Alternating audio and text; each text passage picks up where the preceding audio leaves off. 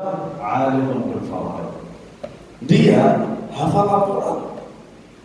Makanya budak zamannya Rasulullah SAW dan para sahabat, kemudian tabi'in, tabi'in, itu keren-keren semuanya budaknya. Ngerti agama, hafal Al-Quran, ngerti ilmu Al-Quran dan lain sebagainya. Alimun bil faraid. Dia tahu hukum Islam.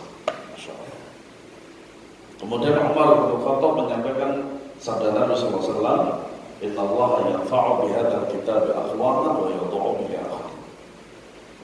Sesungguhnya Allah Subhanahu wa taala meninggikan derajat suatu kaum dengan Al-Quran dan akan merendahkan suatu kaum dengan Al-Quran. Makanya tunjukkanlah anak-anak kita kepada Al-Quran, kepada Al-Quran sebagai petunjuk bagi manusia dan penjelasan mengenai petunjuk itu dan berbeda antara yang benar dan yang batil. Surat Al-Baqarah ayat 185. Syekh Muhammad Shalih Al-Utsaimin mengatakan Allah tidak menyebutkan di dalam Al-Quran satu nama bulan pun dari bulan-bulan yang ada selain bulan Ramadan ini. Allah Ta'ala berfirman, Inna anzalnahu fi lailatul qadar. Sungguhnya kami menurunkannya Al-Quran pada malam Qadar.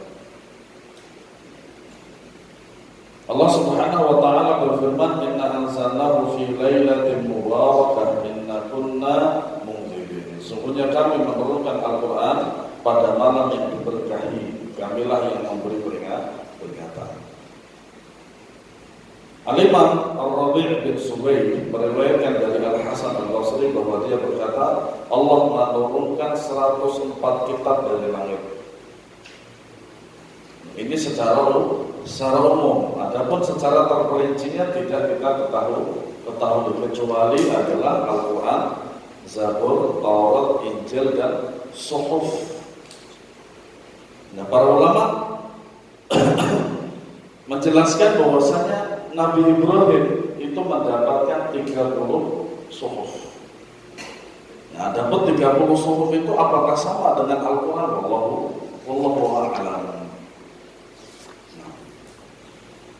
Kemudian di antara keutamaan Ramadan yang kedua adalah syaitan dibelenggu. Pintu-pintu neraka ditutup dan pintu-pintu surga dibuka. Dari Abu Hurairah radhiyallahu anhu, ia berkata Rasulullah SAW bersabda, "Jika kana awwalu lailatin min syahr Ramadan suffida asy-syayatin wa maradatul jin wa ghulqat abwabun nar falam yuftah minha babun wa futihat abwabul jannati falam yughlaq minha babun wa yunadi munadin ya baghi al-khair aqbil wa ya baghi asy-syarri aqsir." Walillahi mutaqawwum minan nari wa dzalika kullu lailatin. Nabi sallallahu alaihi wasallam bersabda, apabila tiba malam pertama bulan Ramadan, syaitan-syaitan dan jin jahat dibelenggu, pintu-pintu neraka ditutup hingga tidak ada satupun pintu yang terbuka. Dan pintu-pintu surga dibuka hingga tidak ada satupun pintu yang tertutup. Nah, kita tidak bisa membayangkan bagaimana bentuk daripada pintu surga ataupun pintu neraka. Tidak bisa, karena tidak dijelaskan secara terperinci oleh Allah Subhanahu wa taala. Kemudian ada penyeru yang berseru, wahai para pencari kebaikan sambutlah, wahai para pencari kejahatan berhentilah. Allah membebaskan orang-orang dari neraka dan itu berlangsung di setiap malam Ramadan. Nah, ini fadilahnya, fadilah Ramadan. Kemudian yang ketiga terdapat malam Lailatul Qadar. Allah Ta'ala berfirman, Lailatul Qadri khairun min alfi syahr. Tanazzalul malaikatu war-ruhu fiha bi'izni rabbihim min kulli amrin salamun hiya hatta matla'il fajr. Lailatul Qadar, malam kemuliaan itu lebih baik dari 1000 bulan. Berapa tahun? 83 tahun. Masya Allah. Satu malam dibanding dengan 83 tahun. Yang jelas Lailatul Qadar itu ada. Kenapa? Selama Ramadan ada, maka Lailatul Qadar ada. Selama 10 hari di akhir Ramadan itu ada, maka Lailatul Qadar ada. Kenapa? Karena pertama adalah dari keterangan Allah Subhanahu wa taala, dari firman Allah Subhanahu wa taala ini dan sabda Nabi sallallahu alaihi wasallam. Maka kita tidak akan pernah mendapatkan Lailatul Qadar kecuali di bulan Ramadan. Pada malam itu turun para malaikat dan ruh dengan izin Rabb-nya untuk mengatur semua urusan. Sejahteralah malam itu sampai terbitnya fajar. Makanya sebagian ulama menyatakan bahwasanya Lailatul Qadar itu adalah pertama di 10 hari terakhir. Satu. Kedua, di malam ganjil. Ketiga, di malam 25-27. Keempat, di malam 27. Tetapi para ulama semuanya sepakat kita tidak boleh berpangku tangan menunggu 27 saja. Tetapi apa? Menunggu semuanya. Sebagaimana Nabi SAW, beliau itu syadda izar, beliau itu mengencangkan bajunya dan lain sebagainya, itu meninggalkan istrinya, meninggalkan rumahnya, kemudian menuju masjid untuk mendapatkan Lailatul Qadar dan menghidupkan 10 hari terakhir di bulan Ramadan.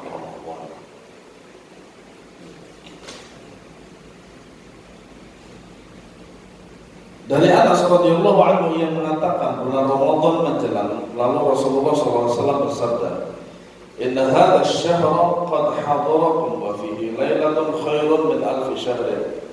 Man hurimaha faqad hurima al-khaira kullahu wa la yuhramu khairaha illa mahrumun." Sesungguhnya Ramadan ini telah hadir di hadapan kalian. Di bulan ini terdapat malam yang lebih baik dari 1000 bulan. Siapa saja yang terhalang dari malam tersebut, maksudnya adalah tidak menghidupkan malam tersebut dengan ibadah, makanya dikatakan para ulama mengatakan dan menjelaskan bahwasannya ketika 10 hari terakhir, maka ketika kita i'tikaf itu malam harinya, kemudian siang harinya kita boleh bekerja. Iya. Misalkan besok itu misalkan malam 21, maka malam ini kita i'tikaf di mushola atau di masjid. Besoknya jam 7 kita boleh bekerja, entah ke kantor atau di pasar atau mengajar, terserah. Tidak masalah, tidak apa-apa. Kalau mau 24 jam juga tidak apa-apa. Karena pada dasarnya hukum i'tikaf itu adalah malam hari. Niscaya dia telah terhalang dari semua kebaikan malam tersebut. Karena kalau tidak ada kebaikan misalkan, atau kebaikannya sedikit, maka Rasulullah tidak mungkin melakukan hal tersebut. Dan tidaklah yang terhalang kebaikannya kecuali orang yang mahrum terhalang kebaikannya. Syekh Al-Albani rahimahullah berkata hasan sahih, diriwayatkan oleh Ibnu Majah dan sanadnya hasan insyaallah taala. Kemudian yang keempat, bulan dikabulkannya doa. Nah, ini 1 bulan full dikabulkannya doa. Dari Abu Sa'id Al-Khudri, itu Abu Sa'id ya, bukan Sa'id sendiri, tapi Abu Sa'id Al-Khudri radhiyallahu anhu yang berkata bahwasanya Rasulullah SAW bersabda, "Inna lillahi tabaraka wa ta'ala iqqa'un fi kulli lailatin yawmin wa lailatin, yani fi Ramadan, wa inna li kulli muslimin fi kulli yawmin wa lailatin da'watun mustajabatun." Sesungguhnya Allah Subhanahu wa taala membebaskan manusia dari neraka di setiap siang dan malam hari. Insyaallah. Di bulan Ramadan. Keutamaan yang sangat luar biasa. Dan sesungguhnya bagi setiap muslim di setiap siang dan malam harinya ada doa yang mustajab. Di sini keutamanya dua, doa yang dikabulkan dan dibebaskan dari neraka. Masya Allah. Kemudian yang kelima, puasa bulan Ramadan sebagai penebus dosa. Dari Abu Hurairah radhiyallahu anhu bahwa Rasulullah sallallahu alaihi wasallam bersabda, "As-salawatul khamsu wal jumu'atu ila al-jumu'ati wa ramadhanu ila ramadhana mukaffiratun ma bainahuma idza ijtanaba al-kaba'ir." Salat wajib yang 5 waktu, salat Jumat hingga salat Jumat berikutnya dan bulan Ramadan hingga bulan Ramadan berikutnya adalah penebus dosa-dosa yang terjadi di antaranya apabila menjauhkan dosa besar. Nah, maksud daripada penebus dosa-dosa ini adalah dosa kecil, bukan dosa besar. Nah, kemudian yang keenam, disyariatkannya 1 hari untuk berhari raya. Makanya pada hari raya itu, pada hari raya, maka tidak haram bagi kaum muslimin untuk puasa. Kalau hari kedua silakan. Tetapi para ulama menasihatkan apabila kita itu puasa Syawal itu lebih baiknya di akhir Syawal. Kadang gak enak juga di awal Aid kita silaturahim, makanan enak semuanya, kita menolak. Makanya para ulama menganjurkan di akhir Syawal saja. Kemudian yang keenam, disyariatkannya 1 hari untuk berhari raya. Dari sahabat Anas bin Malik radhiyallahu anhu ia berkata, "Kana li ahli jahiliyyah yawman fi kulli sanatin yal'abuna fihima." Falamma qadima an-nabiy sallallahu alaihi wasallam al-Madinata qala kana lakum yawman tal'abuna fihima wa qad abdalakum Allahu bihima khairan minhuma yawm al-fitr wa yawm al-adha. Orang-orang jahiliyah memiliki 2 hari raya, 2 hari di setiap tahunnya untuk bermain-main padanya. Adapun ketika Nabi Shallallahu Alaihi Wasallam mendatangi Madinah, beliau bersabda, kalian memiliki 2 hari yang kalian gunakan untuk bermain-main padanya. Makanya disebut dengan hari kemenangan. Wallahu a'lam. Kemudian, sungguh Allah telah menggantikan untuk kalian 2 hari yang lebih baik dari itu, yaitu hari Idul Fitri dan Idul Adha. Ini lebih baik.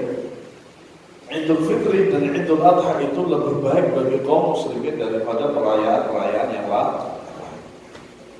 Kata Rasulullah, ini lebih baik. Kemudian yang ke-7, Ramadan adalah waktu yang paling agung untuk menghapuskan dosa. Dari Abu Hurairah radhiyallahu anhu bahwa Rasulullah sallallahu alaihi wasallam menaiki mimbar. Lalu beliau berucap amin, amin, amin. Ditanyakan oleh Rasulullah, apa yang telah terjadi? Maka beliau menjawab, malaikat Jibril alaihissalam mengatakan kepadaku, Radhima anfu 'abdin adraka abawaihi aw ahaduhuma lam yudkhilhu al-jannah qultu amin. Thumma qala Radhima anfu 'abdin dakhala 'alaihi ramadhana lam yughfar lahu faqultu amin. ثم قال رغم أنف امرئ ذكر عنده فلم يصلي عليك فقلت آمين. Nah, ini hadis ini masyhur sekali. Hadis ini sangat masyhur sekali. Sungguh celaka seorang hamba yang masih mendapati kedua orang tuanya atau salah satunya namun tidak menjadi sebab masuknya dirinya ke surga. Makanya kalau masih ada kedua orang tua, itu merupakan kesempatan kita untuk berbakti kepada keduanya. Maka aku mengucapkan amin. Nah, di sini amin ini ada 3 lafaz. Kalau A-nya panjang, amin maknanya beriman. Orang yang beriman. Kalau minnya yang panjang, alifnya pendek. Amin itu maknanya adalah apa? Yang dipercaya. Al-Amin. Makanya Nabi SAW gelarnya adalah Al-Amin. Kalau dua-duanya panjang, Amin maknanya adalah semoga Allah mengabulkan doanya. Jadi jangan salah. Jangan salah. Nah, ia berkata, sungguh celaka seorang hamba yang memasuki bulan Ramadan, namun tidak diampuni dosa-dosa. Makanya di dalam hadis yang lain juga disebutkan bahwasanya tidaklah seorang hamba dia itu berpuasa kecuali dia mendapatkan dahaga, mendapatkan lelah, mendapatkan lapar dan sebagainya, sementara dia tidak mendapatkan apapun pahala daripada Ramadan. Maka aku ucapkan amin. Kemudian Jibril berkata lagi, sungguh celaka seorang yang disebutkan namamu di sisinya, namun ia tidak bersolawat atasmu. Dalam sebuah riwayat, beliau enggan mengatakan amin, tapi dipaksa oleh Jibril alaihissalam. Kenapa? Karena kasih sayangnya Rasulullah terhadap umatnya. Akhirnya setelah dipaksa, Nabi SAW mengucapkan amin. Nah. Kemudian yang ke-8, ibadah umrah di bulan Ramadan sebanding ibadah haji dan bersama Nabi SAW. Dari Ibnu Abbas radhiyallahu anhu bahwa Rasulullah SAW bersabda, "Umratun fi Ramadan taqdi hajjatan na'im." Umrah di bulan Ramadan menyamai pahala haji bersama. Dan memang betul. Saya umrah di Ramadan itu 3 kali. Dan itu saya mulai umrahnya itu setelah subuh sekitar jam 7:30. Dan memang betul. Lebih capek daripada selain bulan Ramadan. Kalau bulan selain Ramadan, selesai umrah, antum bisa makan enak. Karena apa? Di samping Masjidil Haram itu banyak sekali kafetaria. Antum bisa pilih yang menurut antum apa yang bisa beli. Dan jangan khawatir itu di sana murah semua. Nah ternyata ketika bulan Ramadan itu umroh capeknya 2 kali lipat daripada bulan selain di bulan Ramadan. Setelah itu dia nggak apa-apain. Kalau di selain bulan Ramadan bisa minum zam-zam, antum minum zam-zam batal, antum tidak mendapatkan apa? Pahala ini. Bayangin kalau seandainya kita berhaji bersama Rasulullah SAW, Masya Allah kata beliau demikian. Umrah di bulan Ramadan menyamai pahala haji bersamaku. Masya Allah. Kalau umrah itu cuma 3 jam, butuh 3 jam saja. Kalau haji 5 hari lebih. Bagi yang sudah berpengalaman haji, Masya Allah, bagaimana aku merasakan haji? Terutama di Arafah atau di Muzdalifah atau ketika lempar jamrah. Nah, ketika lempar jamrah itu saya kehilangan jamaah, bahwa 45 jamaah waktu itu. Qadarullah kita berucap. Alhamdulillah karena kita punya HP bisa boleh-boleh, akhirnya kita bertemu di sini dan ketemu. Qadarullah saya kehilangan mereka. Saya ke Aziziyah 15 km ke arah Masjidil Haram. Jalan kaki. Akhirnya saya bayarkan. Ya sudah. Nah, akhirnya saya serahkan jamaah yang lain itu kepada teman saya yang dia juga berhaji juga. Kemudian yang ke-9 bersama para siddiqin dan syuhada. Dari Amr bin Murrah al-Juhani radhiyallahu anhu yang mengatakan li hadits Amr bin Murrah al-Juhani qala jaa Rasulullah sallallahu alaihi wasallam rajulun min Qudaa. فقال له يا رسول الله أرأيت إن شهدت syahadu an la ilaha illallah wa annaka rasulullah wa sallaitu salawatul khams wa ataitu zakata wa sumtu ramadana wa qumtu fi faman ana qala minas siddiqina wa syuhada. Dari Amr bin Murrah al-Juhani radhiyallahu anhu yang mengatakan bahwa ada seorang yang menemui Rasulullah SAW seraya berkata, wahai Rasulullah, bagaimana pendapatmu jika aku bersaksi bahwa tidak ada ilah yang berhak diibadahi selain Allah, bahwa engkau adalah Rasul utusan Allah, serta aku pun mengerjakan sholat 5 waktu dan menunaikan zakat, berpuasa di bulan Ramadan dan mengerjakan qiyamul lail pada bulan tersebut, maka aku termasuk golongan mana? Para ulama menjelaskan bahwasanya hadis ini menjelaskan kepada kita menjalankan semua perintahnya saja, perintah Allah Subhanahu wa taala, maka kita, kata Rasulullah dan di dalam hadis yang lain itu, dijanjikan masuk